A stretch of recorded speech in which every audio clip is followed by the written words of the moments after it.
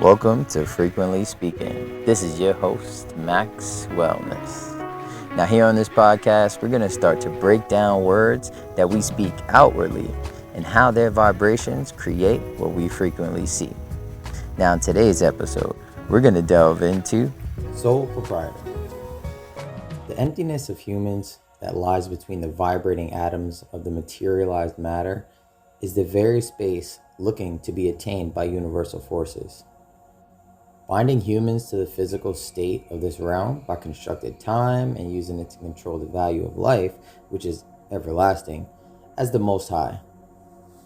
When asked the question of what is most precious to humans, one would say it's the sustainability of life through building a family, raising children, and continuing to exist. Extending the lifeline of existence without transcendence gives this realm of physicality more power to sustain its realm of proverbial suffering. In the lacking of transcendence or conscious understanding, we return and return again, bound by the physical tether of DNA and light source through procreation. Children are the most sacred because of their divinity to be closest to the Most High, which is why, by nature as humans, we feed this inherent need to influence them to grow and become what we could not in this lifetime and the one before.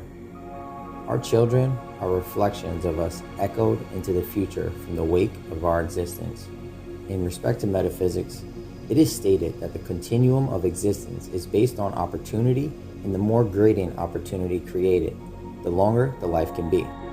But this is only understood at this level of physicality. The presence of positive and negative exists in the past, present, and future all at once, with the facade of time constricting us to view our existence as linear, and so that we may be instilled with the fear of death and paradoxically live longer, accepting the fate of this realm of suffering willingly.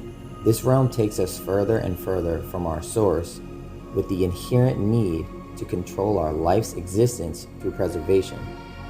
Although paradoxically, we exchange our life source to exist in a fabricated world created and misled by an Ouroboros ideological society that has embedded a culture of everything existing simultaneously, meaning then that the future has been present in our past and has an opportunity to influence our very own existence? Right. I mean, this realm of Earth is soul school. Yes, but is that not what the proverbial hell has been seen to be? A realm to experience physical, emotional, and cognitive suffering to attain what you've missed, in which you are given free will to transcend vibrationally. In the nature of compassion-embodied beings comes a paradox of being snuffed out and recycled through source, universe, whatever it may be, but experiencing the physical human nature of will to survive and exist within this realm. The mere fact that you exist bears the fact that there's some type of curiosity of the soul that was given the fact that futuristically they may have been emptied of it by the realm that is in creation now as we speak and exist. When you show proof and give a human something that is inherently valuable and put the value at stake with something seemingly immovable as time or death, it becomes the top priority to protect by any means. In doing so, humans are controlled by fear, violence, and the cognition conceived that they can lose their life and free will towards universal opportunity. This is what's happening presently, and it's proven time and time again by the saturation of death within specific cultures, races, sexes, generations, keeping them separate to assure and preserve the security and stability of fear-driven control in this realm. It is not until things shift into a higher vibrational standard that these societal structures will be threatened in the preservation of our stability, way of life, health, and well-being. As human beings, we crave the ideology of existence, but not in the state of existing. We value what's tangibly given to us for set value rather than trust in our inherent knowledge of the cherishing of what is endowed within us. The illusion of what exists has become what we've chosen to invest our most precious commodity, life source, into. Most times it's material, societal, and or maybe even justified by reason. Is not reason an operation solely of the mind? So if we have a limited view of existence by mental creation, we'll then cause a separation of each part of a human and give our existence to the only thing that is shown to us physically and can be rationalized for value by our state of being.